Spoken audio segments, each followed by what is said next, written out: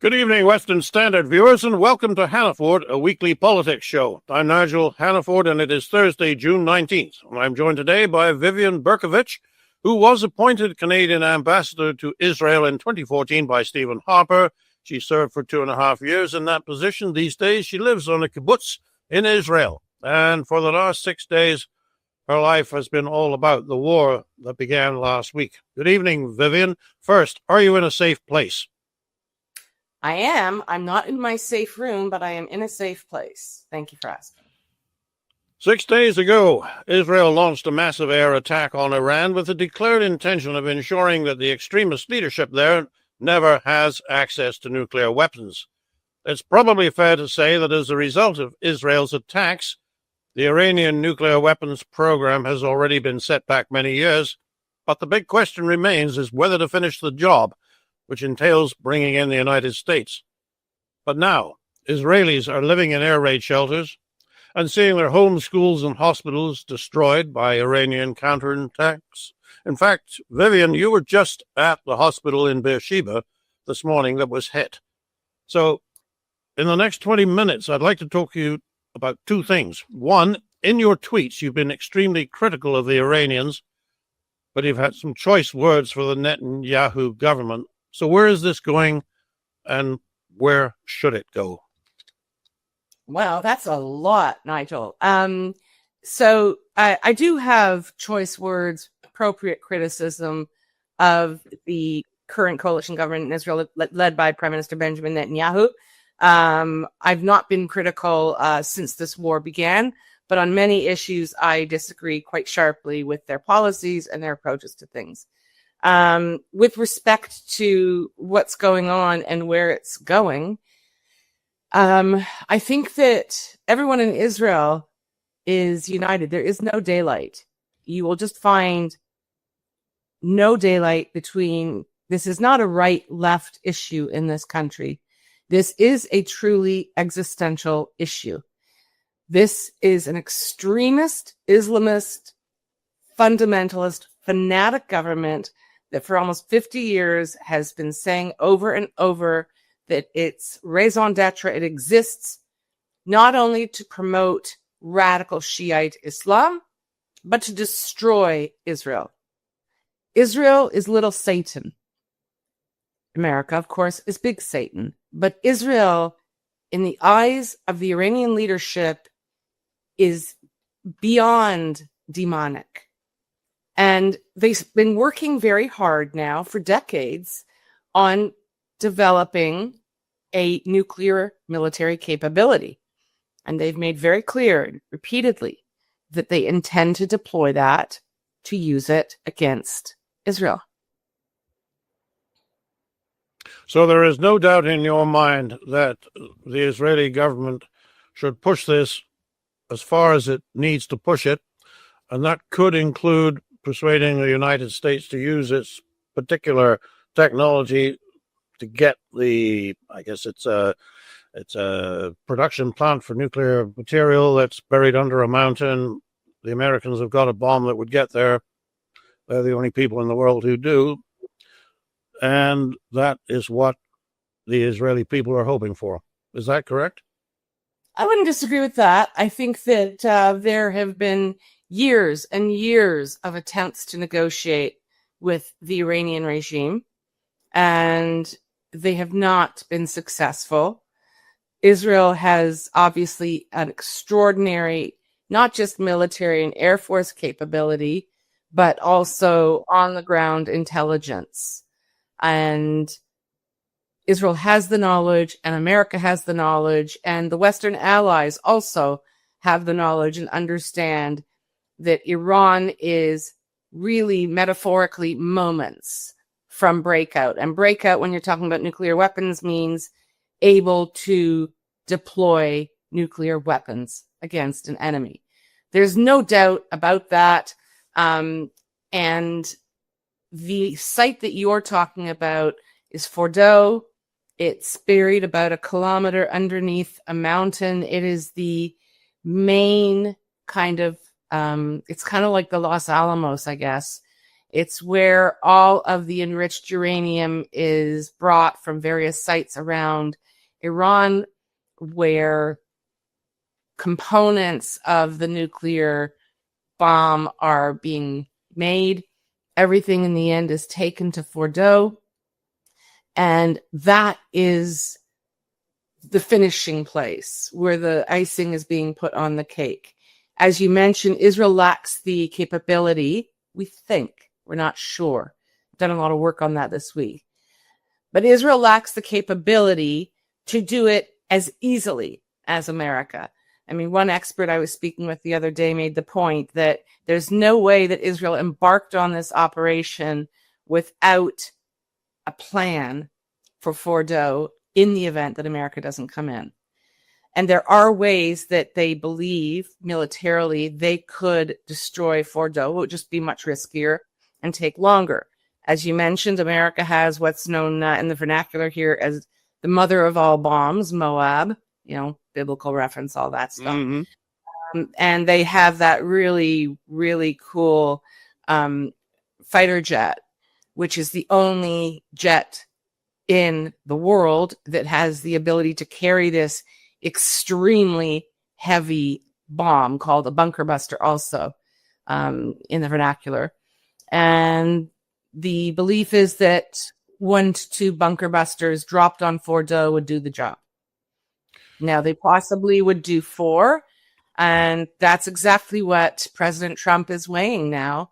And I just heard him speaking as I was driving home from the hospital in Beersheba that was hit, saying he likes to take things to the last minute. He likes to really sit with things and make a decision. But I'm not a betting woman, and predicting things in the Middle East is a really, really extreme sport.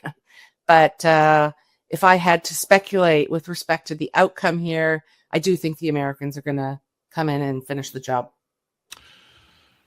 There are people who say that a lot of things, but one of the critiques of that outcome is that this would just mean there'd be a wider war in the Middle East. Do you attach any credibility to that point of view? Look, I mean, war is a high-risk endeavor, and there's always, doesn't matter in everything you do in life, including war and combat, there's a risk assessment. So absolutely, that's a possibility, but there are also many other possibilities that are good. And let me just briefly sort of sketch out what's going on right now. Don't take my word for it. I've, again, spoken with many experts, experts on Iran, military experts, not just in Israel, all over the world. The view that I've only heard consensus on, maybe not from the Ayatollah, but from everyone else who knows what's going on the ground in Iran, is that the population is wildly opposed to this regime. They hate it. They want it gone. So let's just assume that that's correct, that part, and take that on faith. And then there is the politics of diaspora politics of Iran, the Persian people. And that can get messy, but it looks like there is a very large contingent that wants to install the son of the Shah of Iran, who was basically thrown out of the country in 1979 as leader. There's, of course, potential for mess in terms of pulling things together domestically. There's also a very real possibility that the Iranian people get behind the opposition, that it structures itself responsibly, and this once incredible, magnificent, prosperous, highly cultured country gets itself back again. You also have to look at the military situation.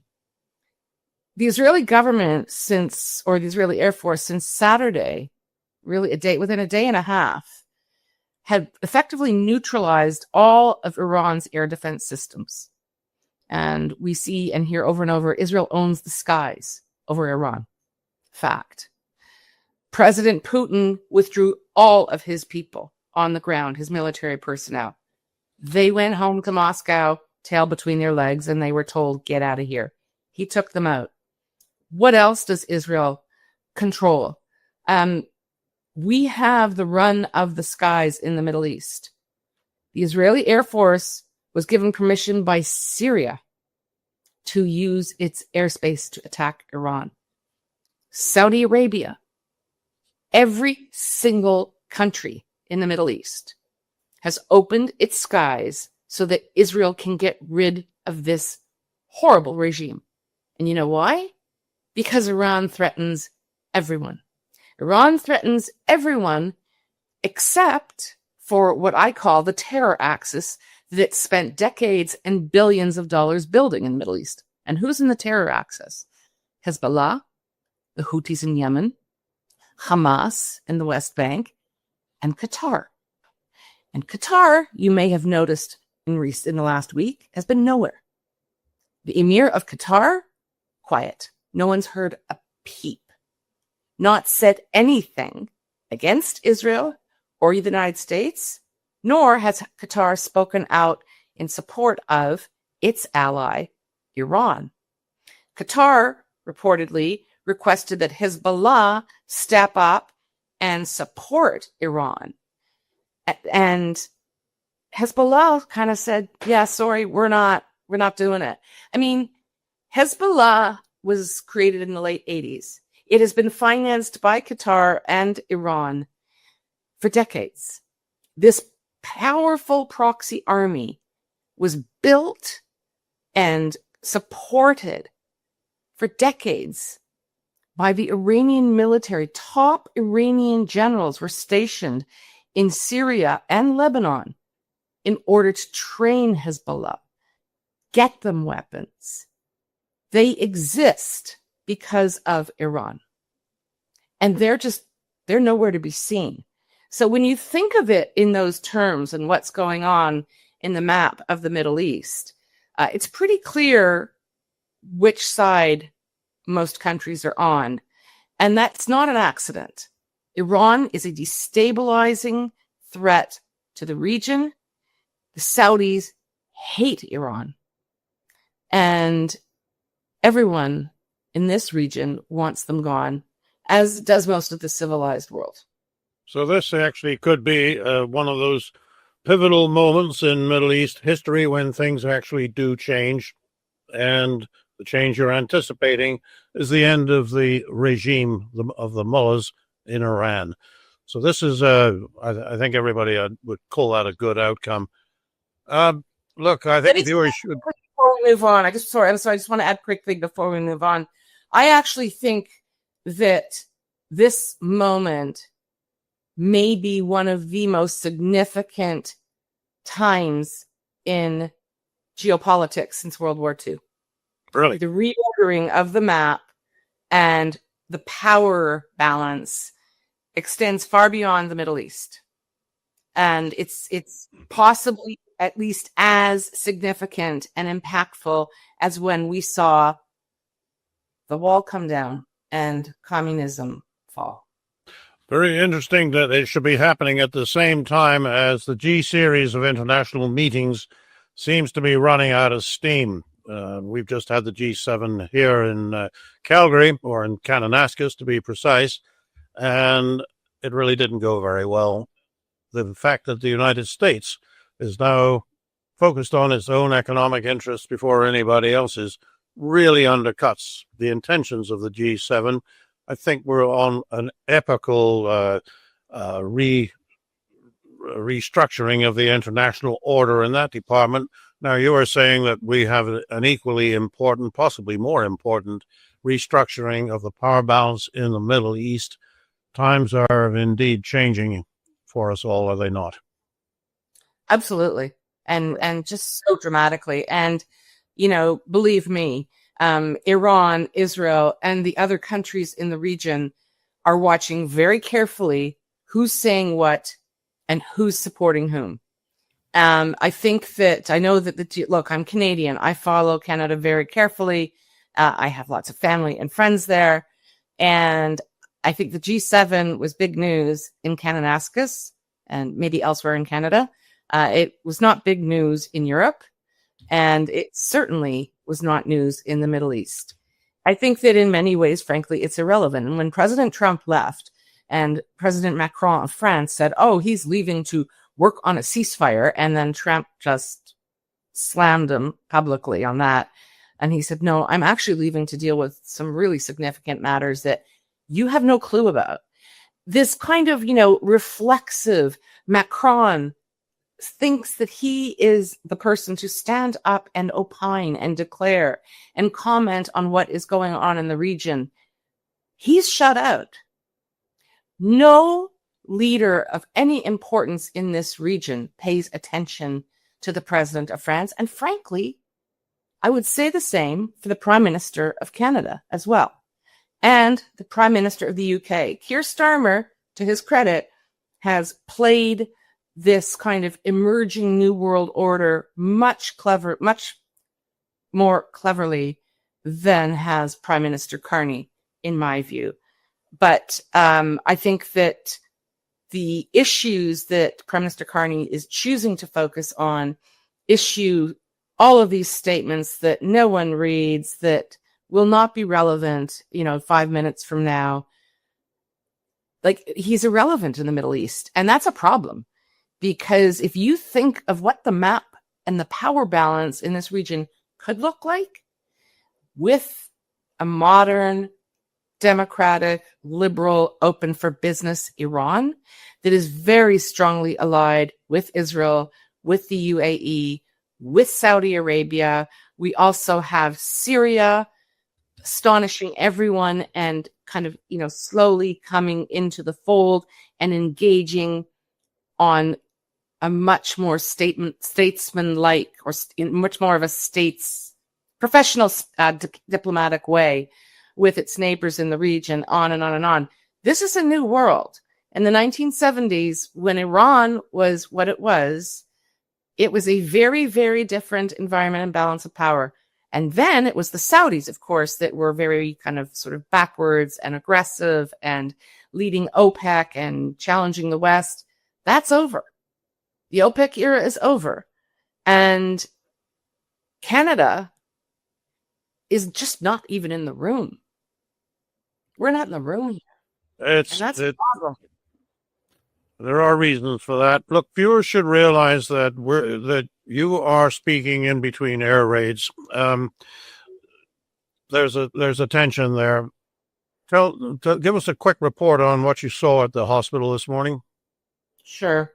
So I actually went in the afternoon. The hospital was hit at, I think, around 7:30 this morning. It's in Beersheba, which is about a half hour from where I live. I was very prescient. And about a year ago, I left central Tel Aviv for a whole bunch of reasons and moved to a beautiful kibbutz in southern Israel. And now the whole country wants to come and live here because, there's just not the population density. So we're not as much of a target for missiles, all kinds of things. So I heard that the IDF was opening up the site for the media to come in and have a look. And I got in my car and drove down there. When you're doing things like that in these times, the more hair-raising part is also being on the road when a missile alert comes, because when you're on the road in the middle of nowhere, you're really vulnerable. So when one of my kids wrote to me and said, hey, mommy, tell me you're not in Beersheba. So, of course, I said, no, why would I be in Beersheba? But I let her know after. So you get there, you get to the hospital, and it was a very direct hit. So it was clearly guided with intelligence. And of course, the question will be, was the intelligence inside the hospital? When I say direct hit, I mean, like, there's this big, huge, like in many grand hospitals in the West, there's a big, huge lobby, entryway, atrium, and the missile just slammed into it. There were just, I posted photos on my Twitter account, tiles hanging and all kinds of, steel wreckage and water and shrapnel and very, very tightly controlled. I couldn't really go in because I wasn't wearing protective equipment. I didn't have a helmet, and frankly, I didn't need to go in. I saw enough. What was interesting? Casualties? So I can't, unfortunately, I'm going to ask you to verify that after because I have too many different numbers swimming in my head. And I don't want to say anything inaccurate. I saw 48 injured. Yeah, it was a miracle. Okay, but you have to understand a few things that I think are really important. Firstly, I was astonished by how calm. Like, we're used to that kind of stuff here, unfortunately. And business was carrying on. You know, the media was kind of put over there. There were tons of police, first aid, civil defense, all those types. There were doctors wheeling patients around on stretchers. I mean, we don't miss a beat here because we can't. But in 2014, when I was ambassador to Israel and there was the war with Hamas, Gaza Strip, and Soroka Hospital was really the central destination for all wounded soldiers, civilians, everyone. I went there and visited a few times during the war, but more interestingly, I went after the war because I wanted to see this incredible facility. I'm pretty sure Soroka was the first hospital to do this, and now most large hospitals in Israel have this capability. What they did was turned the underground parking lot, multi-level parking lot, which is super fortified, like against every kind of weapon, you know, known to man today. Within 24 to 48 hours, these hospitals sterilize, clean the parking lot, and it is turned into a fully functioning hospital with an NICU, with, you know, operating theaters, everything. The whole thing moves underground. And it's extraordinary. I mean, that hospital, Soroka, serves 20% of the Israeli population. There are 10 million people in Israel. It's a really important hospital. And many of its, the patients in its catchment area, they live in this, you know, kind of, they're Bedouin, living in Bedouin towns, and people on small communities, kibbutzim, moshavim, smaller towns. So they're quite a dispersed and very diverse population. It's incredible. Look, we're running out of time, but I do want to ask you about a statement put out this morning by Foreign Affairs Minister Anita Anand, who says Ottawa is helping Canadians leave the Middle East if they can just get out of Israel and Iran. But I would have thought that efficient consular services was no more than you should expect. So why this is even worth announcing, I'm not sure. But tell me, if you're stuck in Israel, as somebody we both know of currently is, do they look after you all right at our embassy? No. Tell me about that. I hear you are you're the escape route. People come to you. I was an escape route after October 7th, and I am an escape route now. Everybody has my phone number. People have had my number for many years. They try the embassy first, and the frustration and the outcome is always the same. If you're lucky, you get a call tree and get put through to Ottawa to their emergency hotline, and usually the people there are uninformed and just say, well, check, stay shelter in a safe place and check our website for, future announcements and go on the list and we'll send you emails. I mean, I've seen the emails they've been sending out for the last 5-6 days. They're useless. They give no information. They are so beyond slow. I mean, I can tell you this time, many other Western embassies, the day the attack started, they have consular services, they answer their phones, they advise their citizens, they begin working on evacuation flights.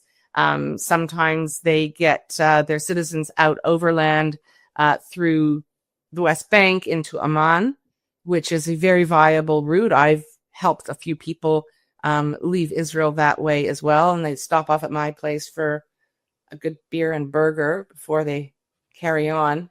I think you actually put some up overnight, do you not? I've done, yes, I do. And so you're like a one-woman underground railway. It is a bit of an underground railway, yes. But there are lots of people too who, I tell them, look, here's what's involved. Here's the kind of the risk.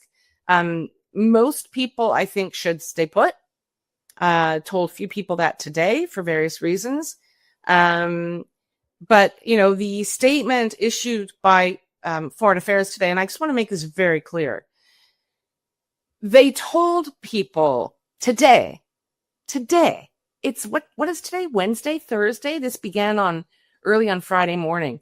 Well, if you want consular services, come to the embassy on Monday to Thursday, business hours. Do you understand how crazy that is? This country's at war. We're getting constant alerts. People have to run to shelters. Our embassy and consulate is located in one of the worst and least accessible parts of Israel. It's in Tel Aviv. I remember from when I was in office, I think about 85-90% of our clientele. See, I come from the private sector, so I actually have a service-oriented mentality. About 85-90% of Canadian clientele are located in the Jerusalem area, not in the Tel Aviv area. Public transit isn't running, and if it is, it's not reliable and it's not regular right now. So what? You're telling people if they want to speak to a human being, come between business hours. We're operating, half the week. And what do you do with it's crazy. Every other embassy operates properly. People answer the phones, they give advice, and they help their citizens in real time. And we seem to be incapable of delivering the most basic service. And I know because I did it in 2014. Now, okay, you're in Israel. Our embassy probably has local hires. So you've got other Israelis trying to help other Israelis who either want to get into the country or get out of the country. Everything else you have described shows a country that's overdosed on efficiency. I mean, your account of how the hospital is restored to operating capacity so quickly, clearly Israel knows how to get things done. How the heck can the Canadian embassy, staffed by Israelis, be so unable to provide basic services? Okay, so it's not quite that simple. I mean, the numbers are probably different now because, we have many more public service employees, but there is a mix, okay? So there were 65-ish when I was ambassador. I think there were about 15, 16 what we call Canadian-based staff, which are people, diplomatic staff, and also people from, the Defense Department and other Ottawa departments, immigration. So Canadian-based staff, they call them, and they are based in the embassy. And then there are what they call locally engaged staff, and they will be Israeli. They will be a mix of Arab and Jewish and Christian and all kinds of Israelis. They don't have the authority to initiate programming. I mean, they can do whatever they want in their private life, but they can't, go out and say, hey, I'm starting up this program and I'm going to organize. They take their direction from the ambassador, who takes her direction from Ottawa. And that's how it works. Having said that, this is not rocket science, So if our embassy in Tel Aviv is not providing service, it goes back to the instructions it receives from Ottawa. Is that what you're saying?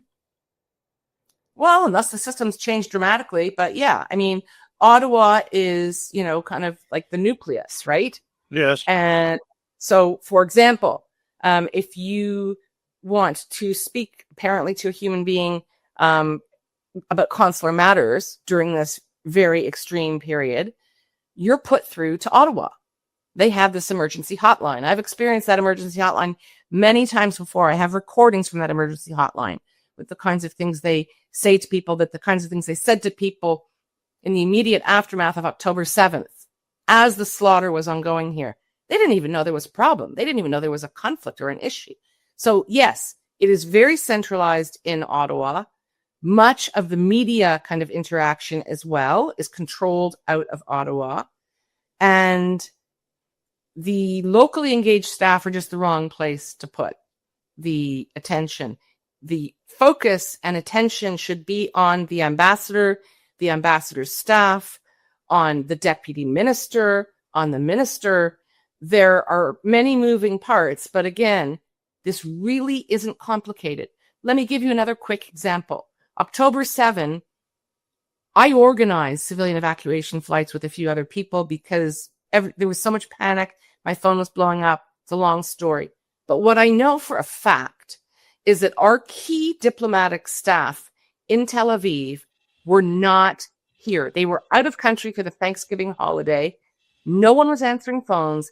No one was doing anything.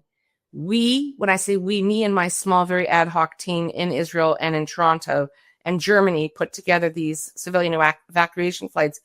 But I also know that the airport near Tel Aviv was chaotic. Everyone wanted to get out, and people just went to the airport to see if they could get themselves on a flight. The other embassies had staff on the ground at the airport helping their citizens from the first moments. Canada? Nothing. This is my point. We're not thinking. We're not acting. This is not rocket science. We are not available to our citizens. You know, to say to somebody in this environment, you want to talk to a human being, get yourself into the consulate in Tel Aviv. Really? Do we do that? And I'd love to know the answer. Do we do that in Ukraine? Do we tell people in Kharkiv if they want to meet with or speak with consular officials that they better get themselves to Kiev? I don't think so. Yeah. We are out of time, Vivian, but I really want to thank you for talking to us. And I think it would probably be okay if I said thank you on behalf of a number of people who probably aren't in a position to convey their own appreciation of what you're doing personally. So, look, stay safe and keep up the good work. And I really appreciate you briefing us like this at the Western Standard. God bless. Happy to do that. I hope, Nigel, that you come in quieter times and enjoy a beer and a burger on my magnificent porch with my Muskoka chairs. Would love to do that. For the Western Standard, I'm Nigel Hannaford.